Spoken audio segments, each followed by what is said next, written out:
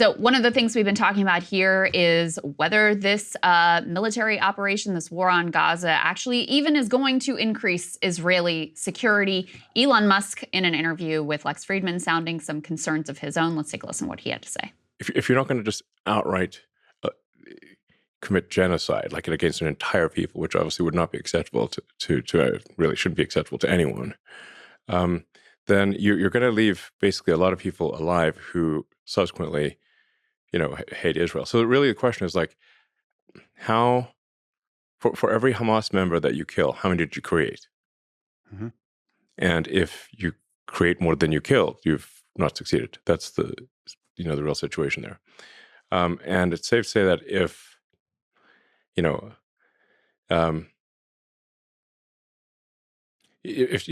you kill somebody's child in Gaza,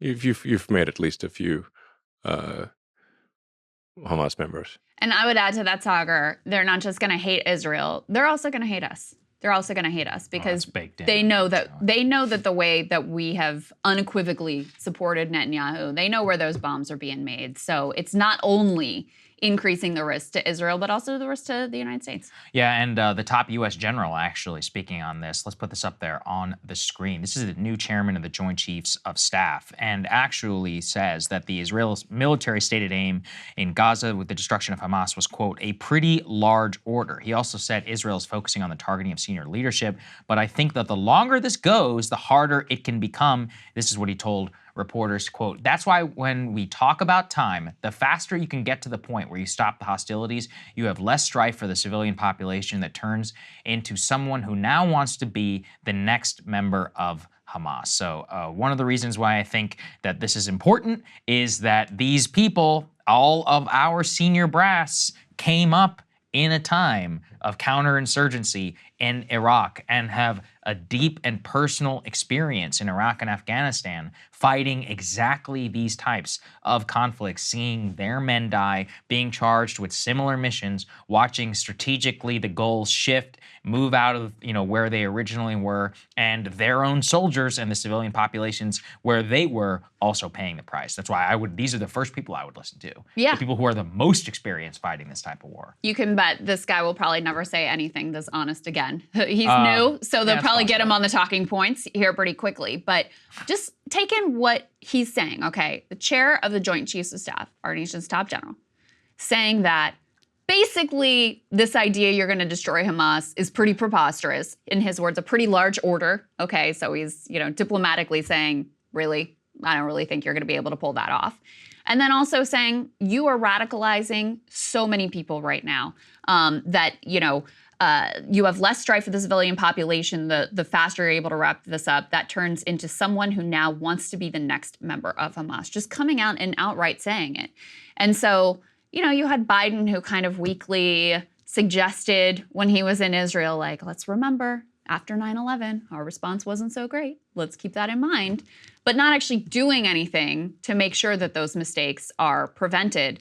And clearly, at least some people, in terms of our top brass, know what a risk this is and what folly it is in terms of the long-term security situation. But our government not willing to use any of our considerable leverage to try to prevent this outcome. So, that's where we are. It's horrific toll for civilians on the ground, risk of a broader war, I would say escalating by the day, and then the long-term possibility of blowback and increased radicalization and terrorism, very much an ongoing, I wouldn't just say concern. I mean, at this point, I can't imagine that there will be any other outcome coming out of the horrors that have been inflicted on the civilian population. Very possible. And at the same time, what he's probably the most worried about is that we've got all of these thousands, tens of thousands now, service members in the region. And tragically, yesterday, let's go and put this up there on the screen, 5 U.S. special operators were killed in a weekend crash after a training mishap. It appears appears the circumstances of this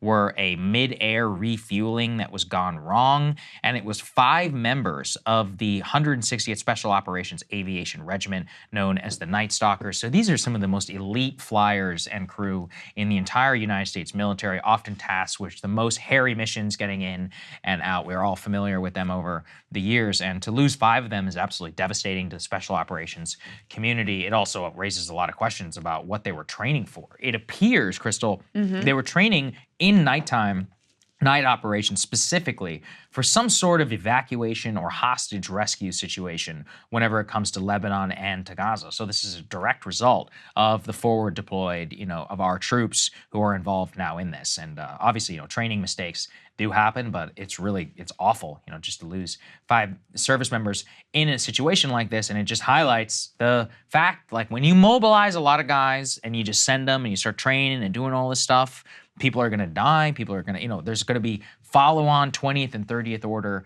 effects to all of that. And I think that that's just something that we often don't think about. A statistic I learned recently, which blew my mind, is that we killed, I believe, either more or nearly the same amount of pilots training for World War II than we did actually in World War II. Wow. Yeah, some 20,000 were killed in training.